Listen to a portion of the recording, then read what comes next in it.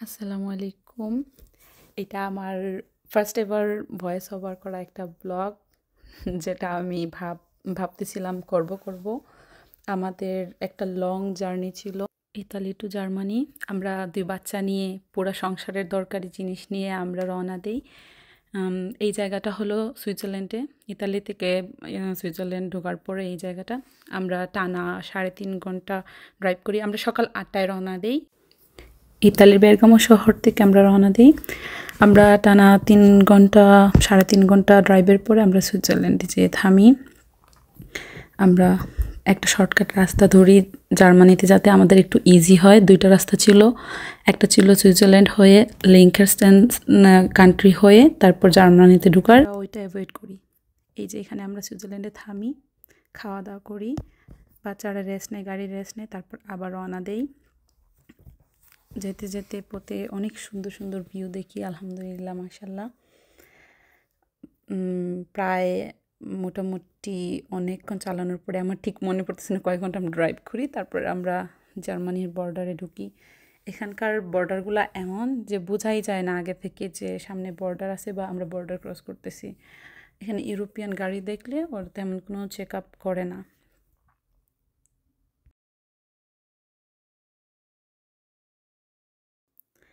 এই যে এইটা হলো জার্মানির বর্ডার। জার্মানির বর্ডারে আমরা ঢুকে যাচ্ছি। সুইজারল্যান্ডে খুবই বিরক্তিকর, অনেক আস্তে আস্তে গাড়ি ড্রাইভ করতে হয়।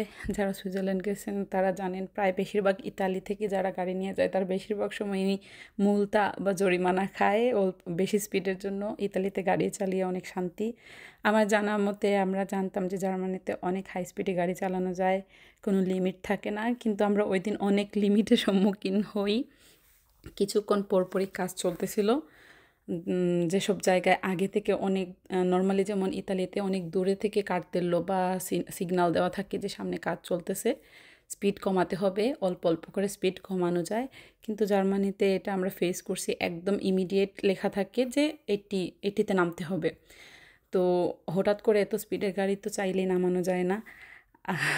আমরা জানি না, আমরা একটা ফ্ল্যাশ খাইছি, মনে হয় আমাদের একটা জরিমানা আসতে পারে। আমরা জার্মানিতে যেতে যেতে অনেক সুন্দর অনেকগুলা সরিষা ক্ষেত দেখি, অনেক বড় বড় উইন্ডমিল দেখি। আবার প্রায় ৩.৫ ঘন্টা ৪ ঘন্টা চালানোর পরে, ড্রাইভ করার পরে আবার আমরা ভাবলাম বাচ্চাদের রেস্ট দরকার, চেঞ্জ দরকার, বাথরুমে যাওয়া দরকার। এজন্য আমরা জার্মানিতে যেয়ে একটা জায়গায় থামি। ওখানে বাচ্চাদের আমি ফ্রেশ করাই, গাড়ি রেস্ট নেয়, আমরা ওয়াশরুম ইউজ করি, বাচ্চারা খেলে আমি আবার ফার্জিনকে, আমার ছোটো বাচ্চাটাকে খাওয়াই দিই। অনেকক্ষণ ওরা অনেক সুন্দর এনজয় করে, ভালো লাগে ওই জায়গাটা, অনেক সুন্দর। ওখান থেকে আমি একটা কফি নেই বার থেকে। কফিটা আমার একদমই পছন্দ হয় নাই। আমরা যেতে যেতে ফ্রাঙ্কফুর্ট সিটি দেখতে পাই, যদিও রাস্তা থেকে অনেক দূরে, কিন্তু দূর থেকে দেখে মনে হলো যে অনেক সুন্দর। তখনই আমরা আবার প্ল্যান করি আমরা একসময় শুধুমাত্র ফ্রাঙ্কফুর্ট দেখতে যাব। আরও জার্মানির কয়েকটা সিটি আছে, জার্মান, বার্লিন, ওগুলো আলাদাভাবে দেখতে যাব। জার্মানির সিটিগুলো সুন্দর, একটু অন্যরকম, যেহেতু ওইরকম পাহাড়ি না ইতালির মতো, অন্যরকম সুন্দর। প্রত্যেকটা দেশের আলাদা আলাদা সৌন্দর্য থাকে, আলহামদুলিল্লাহ সব কিছুর জন্য। এই যে এটা হলো আমার সেই বিখ্যাত কফি, যেটা আমার একদমই ভালো লাগে না, এই যেটার দামও অতিরিক্ত রাখছে, আর আমার ভালোও লাগে না তেমন। তবুও আলহামদুলিল্লাহ আমি এনজয় করেছি আমার ফুল জার্নিটা। রাস্তাগুলো অনেক সুন্দর জার্মানির, একটু সমতল এরিয়া। কিন্তু যেমন সবাই বলে জার্মানিতে অনেক, কোনো লিমিট ছাড়া আনলিমিটেড গাড়ি চালানো যায়, এটা আমার কাছে ভুয়া মনে হয়েছে। আমাদের অনেক সাবধানে গাড়ি চালাইতে হয়েছে, একটু পরপরই স্পিড লিমিট দেওয়া ছিল। এই তো আমরা আস্তে আস্তে ডর্টমুন্ড সিটিতে ঢুকে যাচ্ছি। ডর্টমুন্ড সিটিটা অনেক সুন্দর, এখানেই আমরা থাকবো।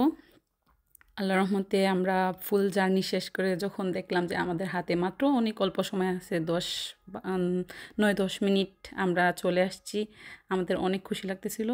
এখানকার সিটির বাড়িঘরগুলো একটু ডিফারেন্ট, জার্মানির বাড়িগুলো ডিফারেন্ট, ল্যাম্পপোস্টগুলা অনেক দূরে দূরে।